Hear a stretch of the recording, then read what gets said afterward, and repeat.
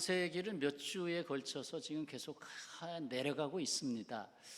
어떤 면에 있어서는 조금 어려운 부분이 약간씩은 나오지만 그래도 이번 기회에 창세기를 통해서 하나님의 시작, 하나님의 목적, 하나님의 계획 이런 것들을 담을 수 있어서 참 감사합니다.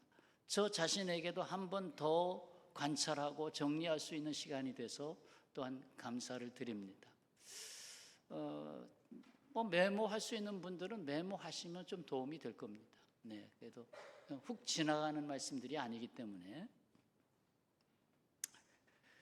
오늘 말씀도 하나님의 의도하신 인간의 삶을 알게 하시고 왜 그리스도 예수께서 꼭 오셔야만 했는가도 알게 하시는 말씀입니다. 하나님은 에덴 동산, 곧 기쁨의 동산을 만드시고 거기에 사람을 두셨습니다. 하나님의 계획이죠. 하나님의 예정이죠. 인간은 하나님의 예정 안에 있죠. 하나님은 그 동산 중앙에 주목해야 할 두 나무를 두셔서 하나님의 뜻을 계시하십니다. 하나는 생명나무, 또 하나는 선악을 알게 하는 나무입니다. 여기서 알게 하다라고 하는 의미는 경험적으로 아는 것을 말합니다. 부부가 서로를 알게 되는 것은 경험적으로 알잖아요. 서로를 알게 된다. 한마디로 겪어봐야 안다는 것이죠. 선악과 나무의 열매를 먹음으로 생각지도 않은 것을 알게 됐다. 그것이 좋은 것으로 나타났으면 좋았을 텐데 부정적인 결과를 낳게 됐죠. 우리가 이 세상 살아가면서 겪어보면 알아, 겪어봐 하는 말을 흔히 던집니다. 자, 그러면 먼저 생명나무 계십니다. 하나님은 에덴 동산 가운데 곧 삶의 자리 중앙에 생명나무를 두셨습니다. 자, 9절입니다. 다 같이 읽을까요? 여호와 하나님이 그 땅에서 보기에 아름답고 먹기에 좋은 나무가 나게 하시니 동산 가운데에는 생명나무와 선악을 알게 하는 나무도 있더라. 이 세상에서 가장 심오하고 소중한 것이 뭐냐고 물으면 다른 답이 없어요. 생명의 신비, 생명의 가치, 생명의 존귀함, 이거 외에 다른 것으로 대체할 수가 없습니다. 바로 그 생명을 보여주는, 생명의 가치를 가르쳐주는, 생명을 이어가게 하는 생명나무가 동산 중앙에 있다. 우리의 삶 한가운데 늘 바라보는 나무, 생명.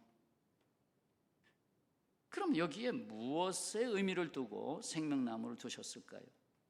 이것은 곧 하나님께서 생명의 시작이다. 하나님께서 생명의 원인이시다. 그 생명을 인간에게 주셨다 하는 것을 계속 계시하고 있는 것입니다. 봐라, 내가 너에게 생명을 줬다. 곧 이 생명의 하나님을 떠나면 생명으로부터 떠나 사망이 온다는 것을 알게 하십니다.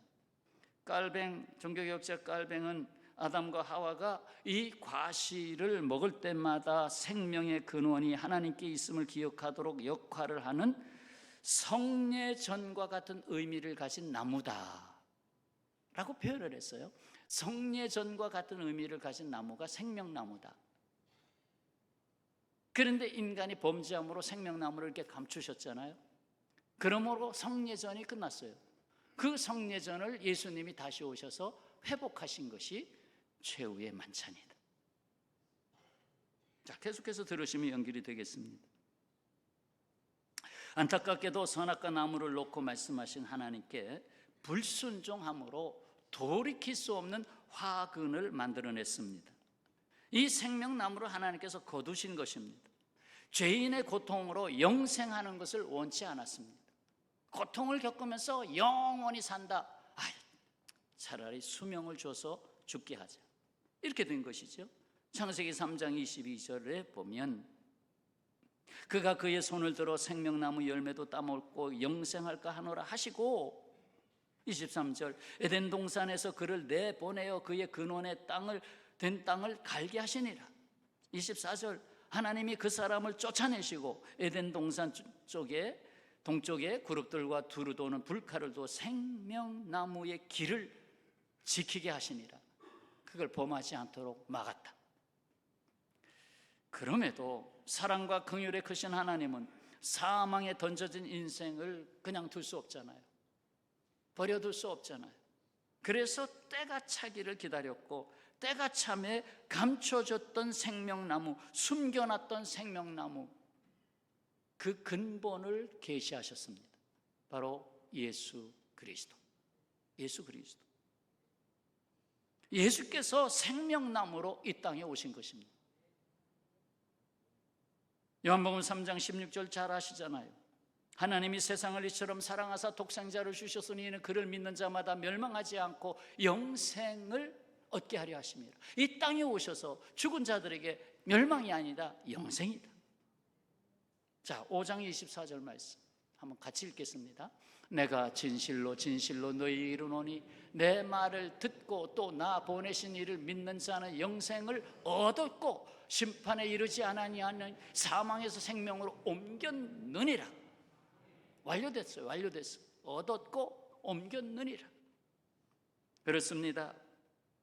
인간의 죄로 말미암아 에덴 동산에서 감추어졌던 생명나무가 하나님의 작정과 예정을 따라 예수 그리스도로 말미암아 다시 이 땅에 계시됐습니다.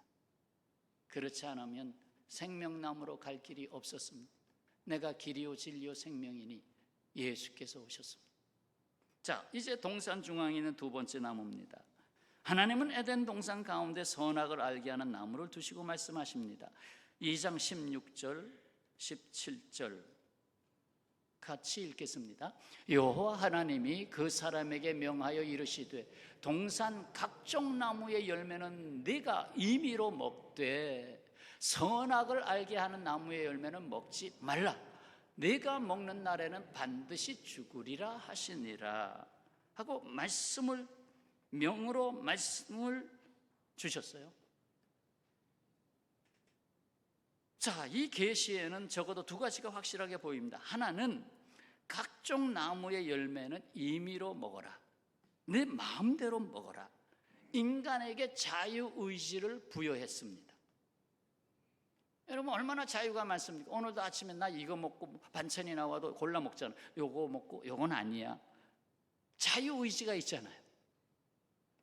또 하나는 선악을 알게 하는 나무의 열매는 먹지 말라 하고 명하신 하나님의 말씀에 순종하게끔 하시는 그 언약 안에 있는 존재로서의 인간을 알게 하십니다. 인간의 존재 위치가 어디냐? 하나님이 주신 말씀 안에서 그 언약 관계 속에 머물도록 하신 것이 인간이다.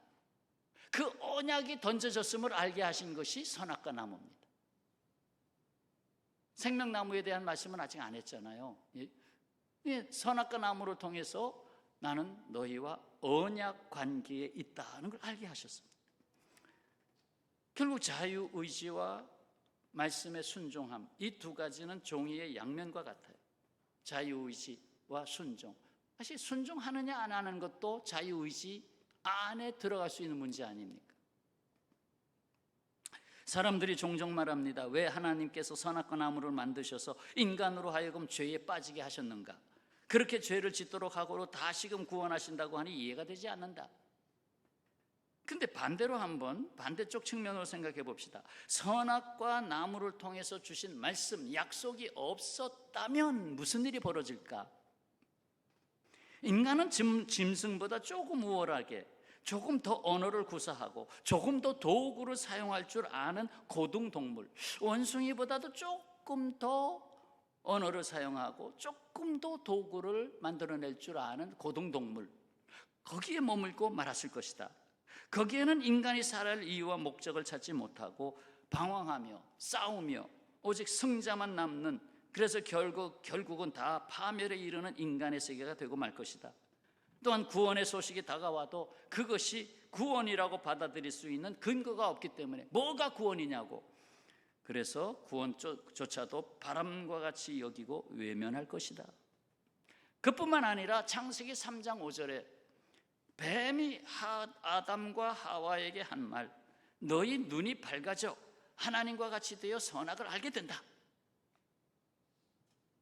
이 말씀은 결과적으로 하나님과 같이 모든 것을 알게 되는 경지에 이르게 된다는 것이 아니고요. 그래서 전지하신 하나님, 모든 걸 알고 계신 하나님, 거기에 이르는 것이 아니고 오히려 여기에 빠지게 된다. 여기에 빠지게끔 사탄이 유혹한 거죠. 자신이 하나님이나 된 것처럼 자칭 선과 악의 잣대를 자기가 갖고 있고, 그래서 사람을 판단하는 존재가 되어버리고 만다. 그래서 인간관계가 망가지기 시작한다. 저 사람 뭔데 나를 판단해? 내가 맨날 판단이나 받으며 살라고?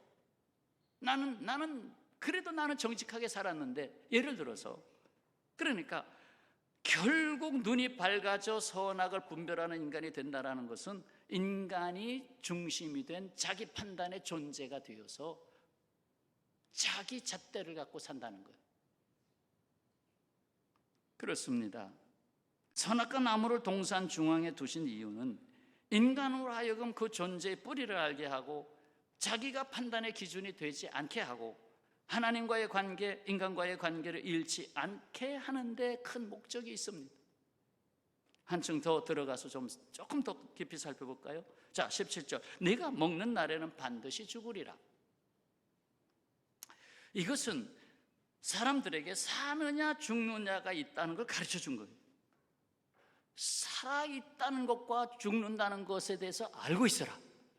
죽음이 있다는 걸 알고 있어라. 하나님은 하나님의 형상을 입은 인간과 생명의 언약 관계가 있음을 말씀했어요. 그것도 매일 먹는 음식을 가지고 말씀했어요. 그때 당시에는 육식을 허락하지 않았어요. 그래서 모두가 다 채소, 과일 이런 것만 먹었어요. 그러니까 적어도 이 동산에 있는 모든 과일, 나무의 과실은 다 먹을 수 있다. 그러니까 야, 오늘은 사과를 먹자. 오늘은 복숭아를 먹자. 그래, 오늘은 자두를 먹자. 오늘은 망고를 먹자. 얼마든지 먹을 수가 있었습니다. 그러니까 먹으면서 이거 먹었는데 저 눈을 돌려서 중앙을 보니까 선악과 나무가 있어. 저거는 먹지 말라고 했는데 매일같이 생각하기를 저거는 먹지 말라는 말씀이 있어. 말씀하시는 하나님.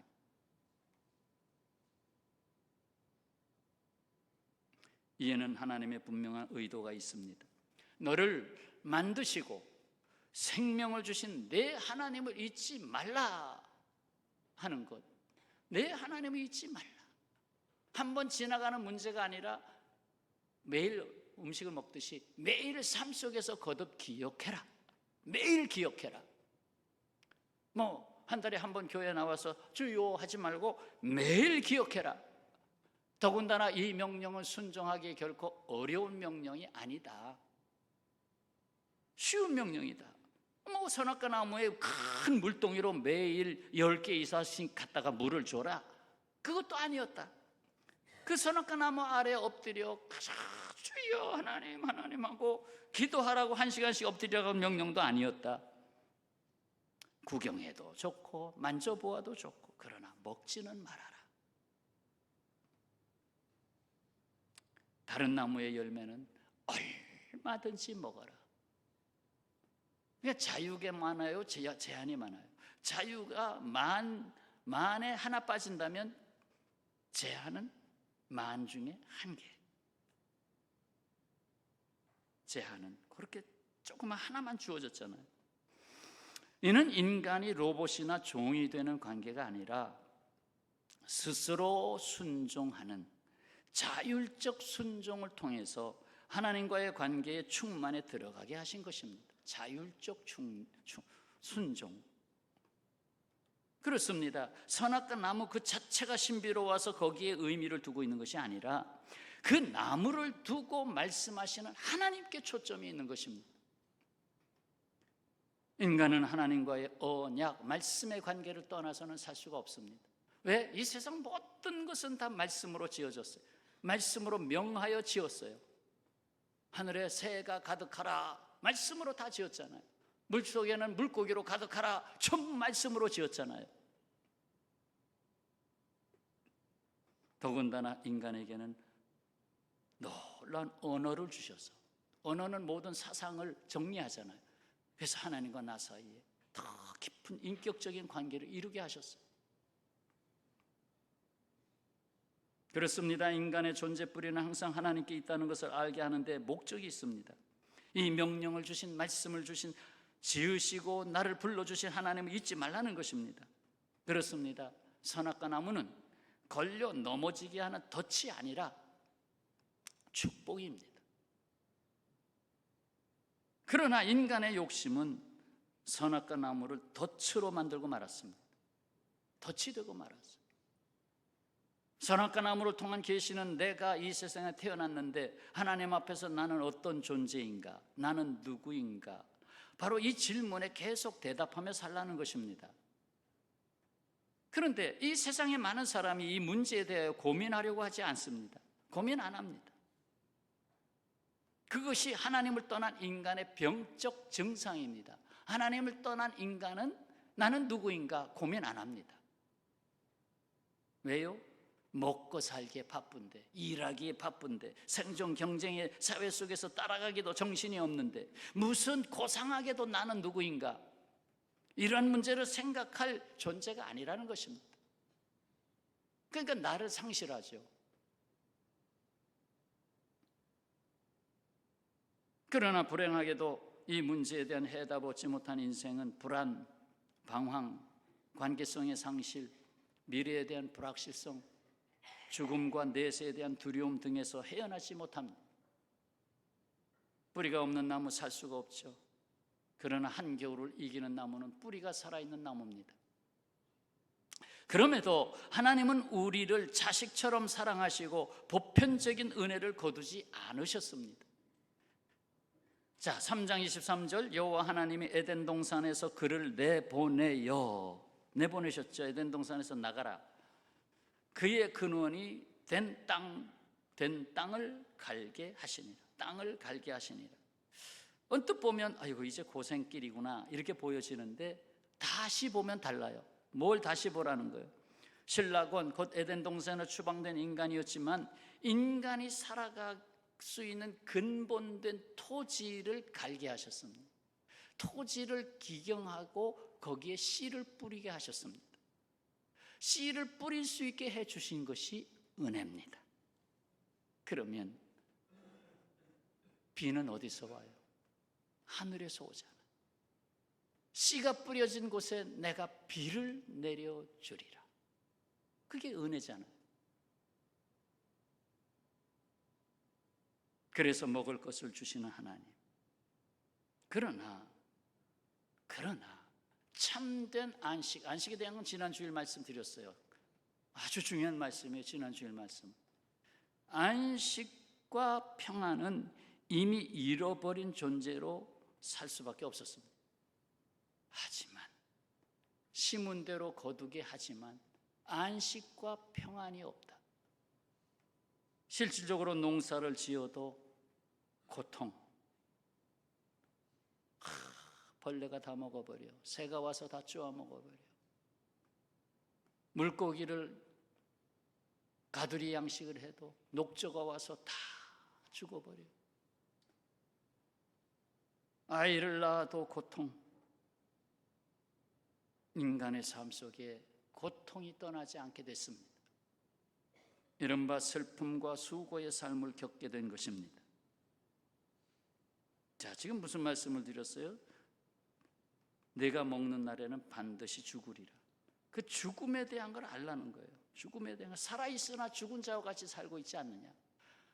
세상에 많은 사람들 난 살아있다. 그러나 사는 것 같지가 않아. 사는 것 같지가 않아. 자, 다음으로는 이겁니다. 동산 각종 나무의 열매는 내가 임의로 먹되. 하나님은 인간에게 복되고 거룩한 자유의지를 주셨어요. 이 자유의지는 하나님께서 인간에게 담아주시고자 하는 충만한 그릇입니다. 내가 어떤 의지를 갖고 그릇을 준비하느냐에 따라 담아주시려고 준비하신 하나님. 그렇습니다. 인간은 하나님이 나의 주인이라는 것을 인식할 때 비로소 참 자유를 얻습니다. 하지만 선악을 알게 하는 나무 열매를 먹음으로 이 복된 자유를 잃고 인간 자기 생각대로 제멋대로 사는, 자기 생각에 매여 사는 이기적인 존재가 되고 말았습니다. 그뿐만 아니라 이 복된 자유가 있어야 할 자리에 올가미가 씌워졌습니다. 그것은 바로 율법입니다. 에덴 동산에서 쫓겨난 인간에게 하나님은 율법을 주셨어요. 이거 하지 마, 이거 하지 마, 하지 말라고 했잖아. 거짓말하지 마, 살인하지 마, 하지 말라고 했잖아 하면서 하지 말라는 올가미가 얼마나 많은지. 율법이 자리 잡게 됐어요. 그러다 보니까 사람들이 율법적 사고를 갖게 됐어요. 그래서 그렇게 말하잖아요. 그래서 너 잘했니? 뭘 잘했다고 그래? 그렇게 하면 안 돼. 아이를 기르면서도 뭐 안 돼, 안 돼, 안 돼가 얼마나 많습니까? 결국 사람들은 하나님의 은혜를 놓치고 율법의 판단 아래에 갇힌 종이 되고 말았습니다. 더욱이 서로의 자유를 압박하고 유린하고 상처를 남기게 되었습니다. 요즘 이 정치, 사회, 문화, 경제 두루두루 다 보세요. 얼마나 많은 사람들이 상처를 당하고 고통을 당하고 있는지. 앞으로는 정신병원이 전체 병원의 50% 되지 않을까요? 무엇보다도 사망의 종으로 살게 된 것입니다. 사망으로 가는 쇠사슬에 매인 삶에서 인간은 벗어날 수가 없습니다. 여러분, 이 세상에는 선악과 나무가 없는 종교가 많습니다. 선악과 나무가 없는 종교. 사실 종교라는 이름뿐이지 그 종교는 인간에게 아무것도 요구하지 못합니다. 인격적 관계도 없잖아요. 이기적 인간, 불안을 느끼는 인간이 만들어낸 인위적인 종교 아니에요. 인간이 만들어낸 종교. 계시가 없어요. 거기에는 죄도 없고 약속도 없고 구원도 없습니다. 그야말로 허무한 인간의 그릇된 욕심을 채우고자 인간이 만든 우상에 불과합니다. 사실 사탄의 유혹이 아닐 수 없습니다. 여러분, 우리는 오직 예수로 구원받습니다. 하나님이 창조하셨습니다. 그런데 다른 종교들이 좀 있잖아요. 이거 잘못 말하면 종교평등법도 이제 앞으로 이것 때문에 이제 그 교회에서 오직 예수 말했다가는 벌금 내릴 때가 올는지 몰라. 예? 오직 예수님만 구원이 있다고 하면 안 된다 이거예요. 그런데 사탄이 하는 일이 뭐냐? 오직 예수만이 아니다라는 것을 하기 위해서 종교를 만들어. 종교를 사탄이 만들어줘.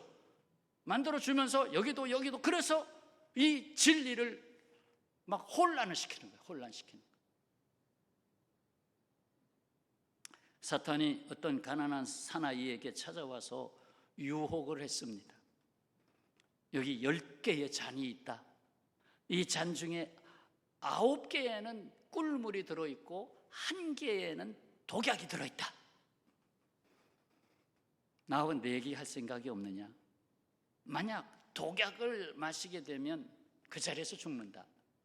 그러나 꿀물을 마시게 되면 네가 원하는 대로 돈을 주겠다.